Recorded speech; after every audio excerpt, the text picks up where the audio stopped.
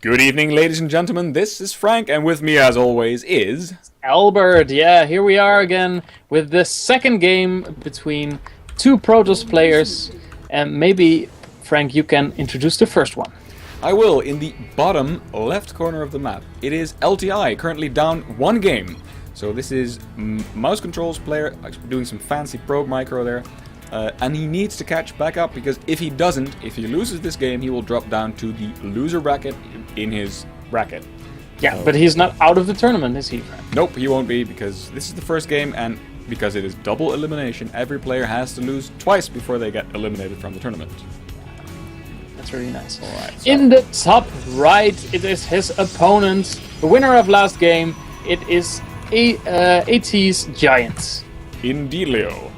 who is a real giant in real life. Yeah, if like actual height plays any role in StarCraft, I'd say that Giant has the advantage. But also because he won the previous game, you might say that he has an advantage. So Giant being on a roll here. Yeah, indeed. Being on a roll both in height and in game winning. I'm rooting for LTI, by the way, because I want to see an ace match. Yeah, and that would be great. That would be great. So far, identical builds. Yeah, indeed. Nothing special going on. There's a significant difference. LTI only just now goes out for scouting, whereas Giant has already arrived in his opponent's base. Indeed, and actually that made the gateway from LTI a little bit quicker. It's hardly a lot, but it's a little About bit 3 seconds. Yeah.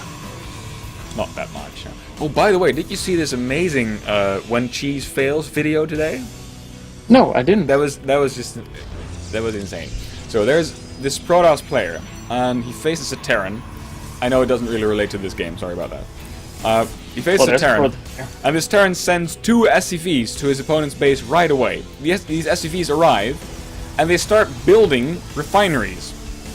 And then the Terran player cancels the refineries as soon as they start, or what he tries to do is to make sure that the SCVs end up right at the middle of the geyser. Because, you know, as soon as an SCV starts building a building, Yeah. he starts moving about it, right? Going right through it at times.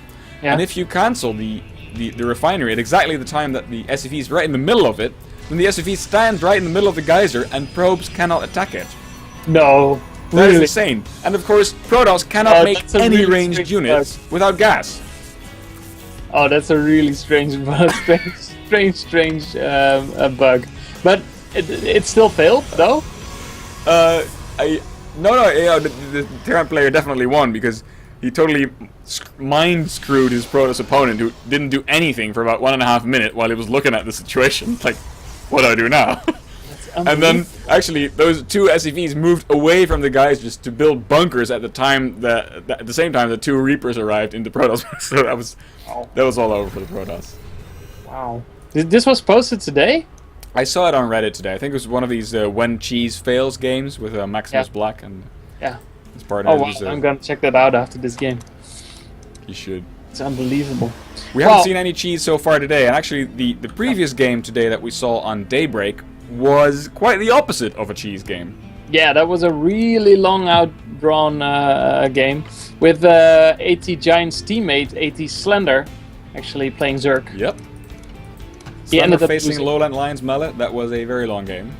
It was. Yes, it was a very long game. Of course, Daybreak invites such games. I mean, if there's a map on which you could do it, I mean, Daybreak is not a bad map to have long macro games on. No, that often happens. The center position is often a really tough spot to hold, tough spot to defend. But once the map is split, it's really hard to do anything against your opponent getting more bases. And really, it's really easy to defend at key positions. All right, we see 2 more gateways and a Stargate coming up from Giant. I think this is what he's comfortable with, because it's what we've seen last game, I believe. Not sure about the exact sequence. And again, a Robo Bay for LTI. So they're doing what they know, I think. Indeed, I think as well. But there are now 3 Stalkers of ATGiant. Yeah. They're going to poke in. This Mothership Core is going to provide a little bit of vision. But I don't think he's going to get anywhere. These sentries have enough force fields to to hold them off. So that is actually completely new, right? In Heart of the Swarm, in Wings of Liberty, you never had high ground vision against a Protoss opponent. I mean, there was no way. You just force field it out. But now with this Mothership Core, it adds some dynamics because, of course, now you can see up the high ground. Right. Makes it you slightly don't more want difficult to defend. Yeah. Indeed, that's true. That is very true, but of course I think it's impossible now to warp in on the high ground, right? When you build a pylon on the low ground. I think I read that, yes. So, that's not gonna provide a lot of strange tactics with warping in from the low ground. Well, of course, you don't need a... well, I'm not sure if this makes any sense at all, but you don't need a robotics facility for an observer any longer to do some kind of blink stalker pressure where you blink into the main base, because you can get vision. Yeah, that's true. Of course, this all doesn't make sense, because in any case, you could still hallucinate a Colossus with a sentry, and then still you have There's an oracle from ATGiant going into the mineral line right now, but there are already 3 stalkers positioned. Really nice positioning. Already had his observer spot that Stargate, and this oracle is not going to do anything.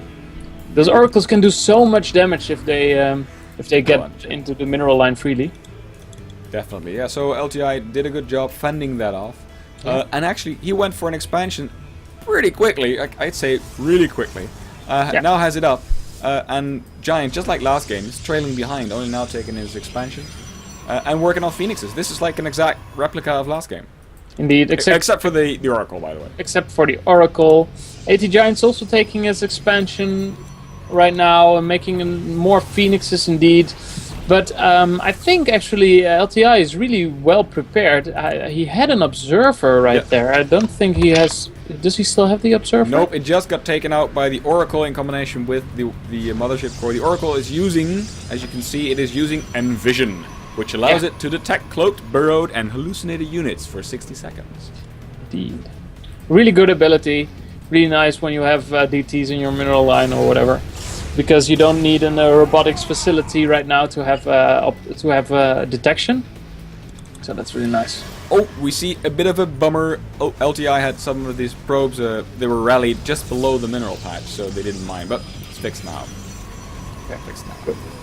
These Phoenixes, are they gonna do a lot of damage, Frank? Do you think? I don't know, man. It's there's 5 of them, so they can start taking out stalkers, but not when there's 5 more stalkers down below. And we see the Oracle moving out once again. Is there still 1 Oracle on the map? I think so, yeah. The Oracle's trying to move into the mineral line again, but these 4 stalkers are gonna make it impossible for him to do any damage. LTI is playing very safe, and just like last game, he's ahead in supply in this early stage of the game. So yeah, I'm wondering if Giant just goes for a 2-base all-in again and just does what he did last game, or whether LTI maybe spots it this time. We'll have to keep an eye out for that. Yeah, we do. It's interesting because indeed I think LTI has defended all this pressure from the Sky Toss really well. Talking about Sky Toss, there's a Void Ray coming up, so we're definitely seeing something else. Oh, so the Phoenix is coming in to pick up the Stalkers. So you don't actually have to kill the Phoenixes. All you need to do is give the Oracle time to kill some probes, but the Oracle died. Yeah, indeed. I don't think hardly any probes were lost. 0, actually. There's 0 workers killed in this entire game. Yeah, indeed. Wow. So that wasn't very effective. I don't think the ATGiant lost any Phoenixes, so they're on equal footing there. And also these Phoenixes make it impossible for LTI to scout. Oh, actually he's passing now, because he made these hallucinated Phoenixes before, but they were sniped down by ATGiant. LTI is going for his 3rd base. He is indeed. And that this is quite unorthodox for a PvP. Well, actually, I don't think it's quite so unorthodox in Heart of the Swarm anymore. Maybe I should watch some more Heart of the Swarm. Not that I'm watching Wings of Liberty, by the way. You're not watching any StarCraft. Is there like are there any Wings of Liberty tournaments still played? I don't think so. I haven't seen many of it. You know that we actually, in the Dutch StarCraft League, we considered, actually for a long time, we were planning not to switch to Heart of the Swarm. But actually stick to Wings of Liberty. Yeah, but what made you switch, Frank? Grubby did. He said, "You're an idiot. Switch to Heart of the Swarm." Yeah, everyone is switching to Heart of the Swarm, of course. Can you imagine now playing Wings of Liberty? I don't think a lot of people will be interested anymore. Nope, and neither would the players, because they want to be practicing Heart of the Swarm, and we'd force them to play Wings of Liberty in the finals in June. Nah. Yeah. It's a good thing that we've switched. Yeah, that's a very good decision indeed. ATGiant is working from 2 Stargates right now. Is not making a robotics facility.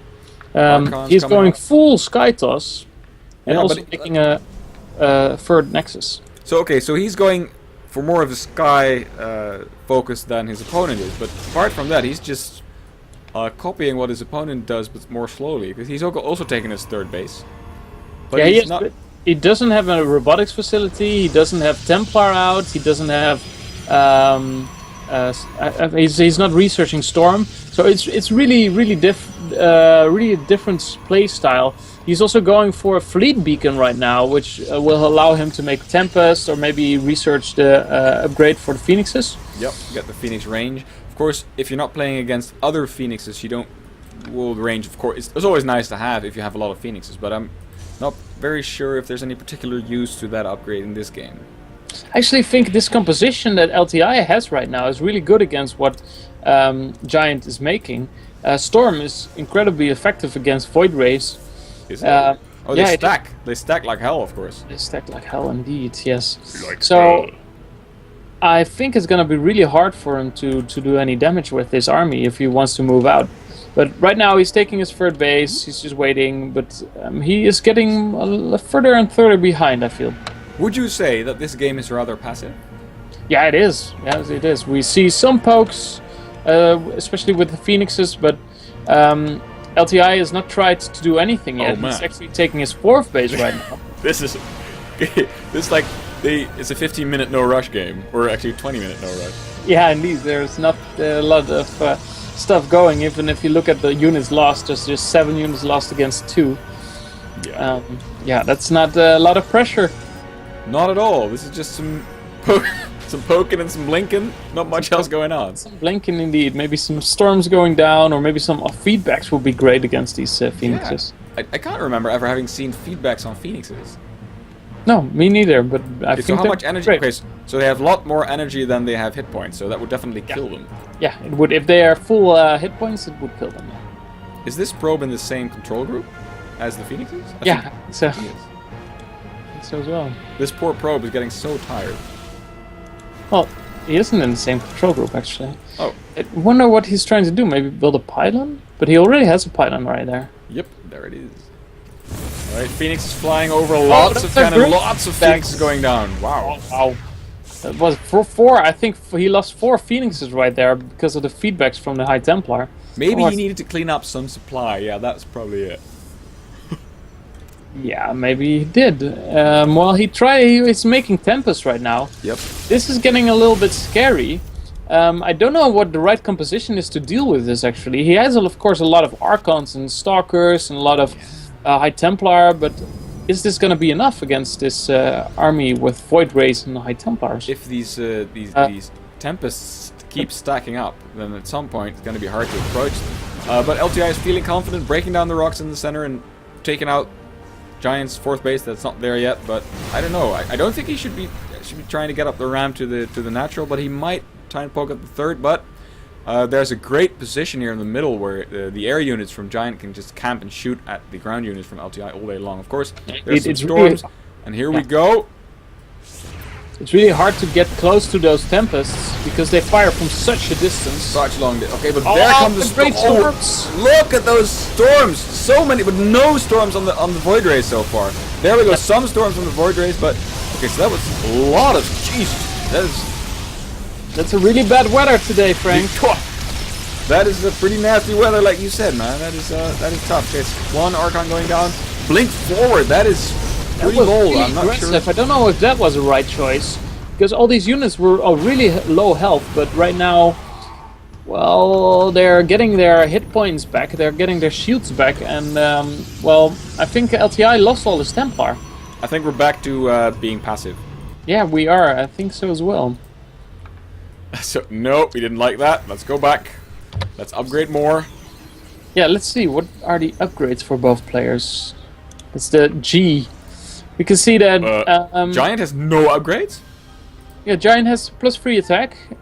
Oh, no, he has just ship weapon upgrades. Oh, so he is going like full out air. So he's but he has no ground upgrades. Oh, his shield's coming up now. Oh, there we go. So shield 1 is up there, but that's it for ground upgrades. Indeed, indeed. He's focusing fully on air. Also bringing some Templar along now. Alright, so this is interesting. He's trying to snipe a couple of... This is really, really tense right now. Is LTI gonna lose his army? He's also got his High Templar in the back for some great storms. Okay, so Giant has an army that has tremendous damage output, but I'm not. It seems kind of flimsy against this Mass Stalker and Storms and Archon. So I'm not sure in the end. I guess it comes down to micro, but you know. Yeah, it's really tough. I don't know what the right answer is to those Tempests, actually. I haven't seen a lot of PvPs involving Tempests. I didn't sign up for this! That's what Zealot said, who got lifted and then shot at by the Phoenixes. So Giant trying to get some pylons out on the map. Still, it's 2 Protosses, each on 4 bases, or getting to 4 bases. LTI is consistently ahead in taking more bases. Yeah, he also has a lot more minerals and gas banked right now. So he could warp in a lot of stuff really quickly if he wants to. Yeah. LTI definitely looks to be in a good creative spot here. We might actually go and see an ace game, but of course, everything could change in the blink of an eye or in the blink of some stalkers. Could. It's actually ATGiant are they participating in the team league as well? Yes, they are. I'm not really sure how. I think they've dropped down to the loser bracket. I'm not sure who they lost against. Okay. There's some warp and image with some zealots going on in the natural of LTI. There is. Oh, these High Templar. All of these. Oh, so they. Sure, you can storm. Yeah. Okay. So 2 storms took care of the zealots. Indeed. So many High Templar too. So many High Templar. That is a lot of storm energy. I'm gonna check out how many Templar there are on the field. 11 High Templar for LTI.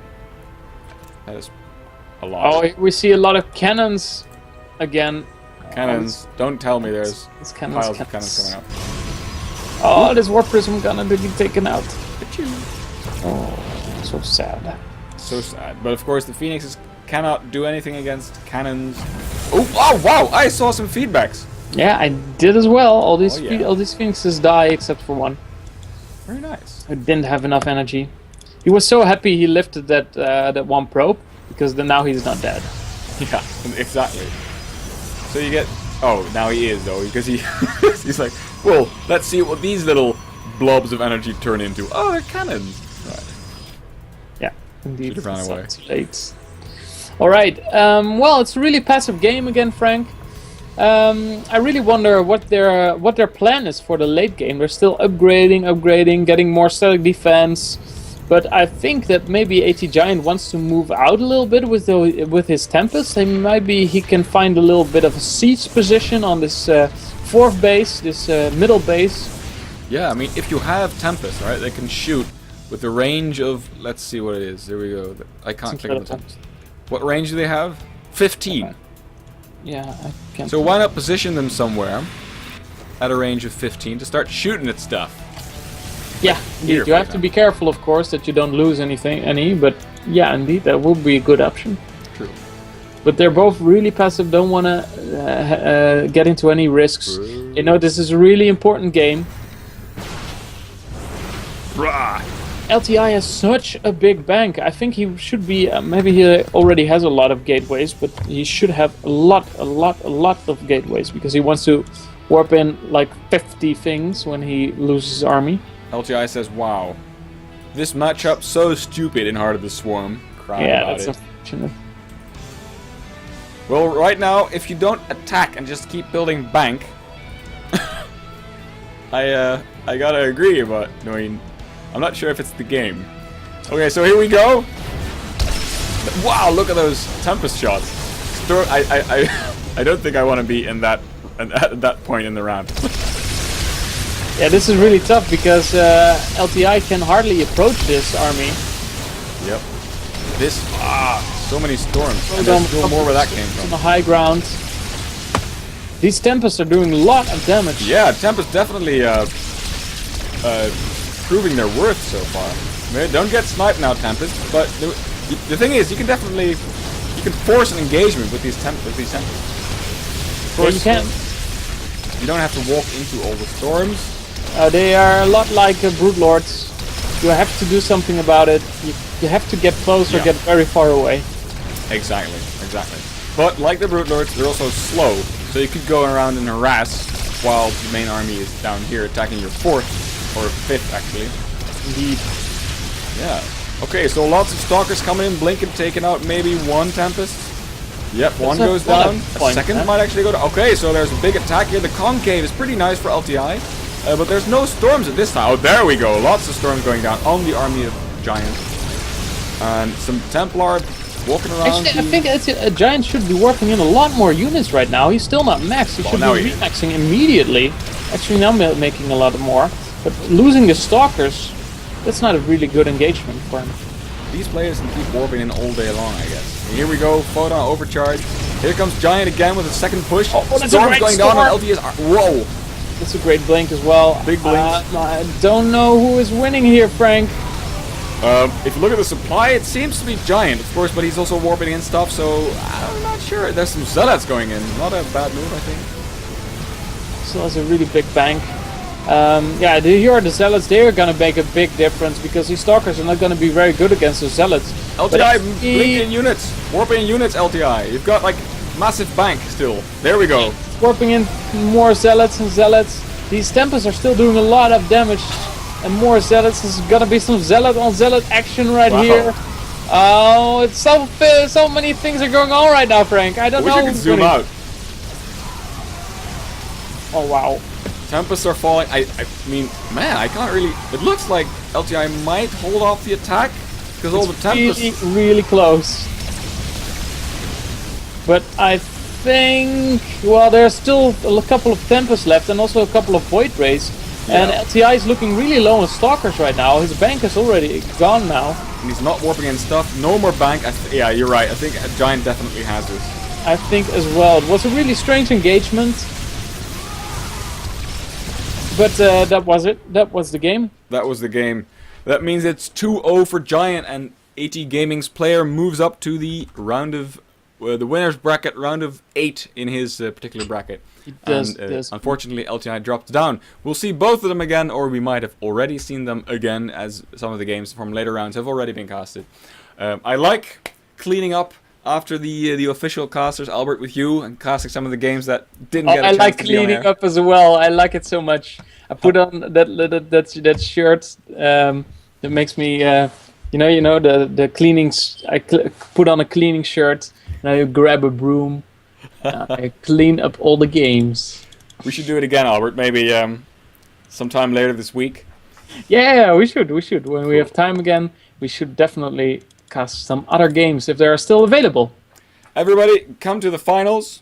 Information is there, right there on the right side of the screen, next to Albert's head. And we'll see you next time. Yeah, there we go. See you, Albert. Have a good night. Yeah, have a good night. See you, Frank.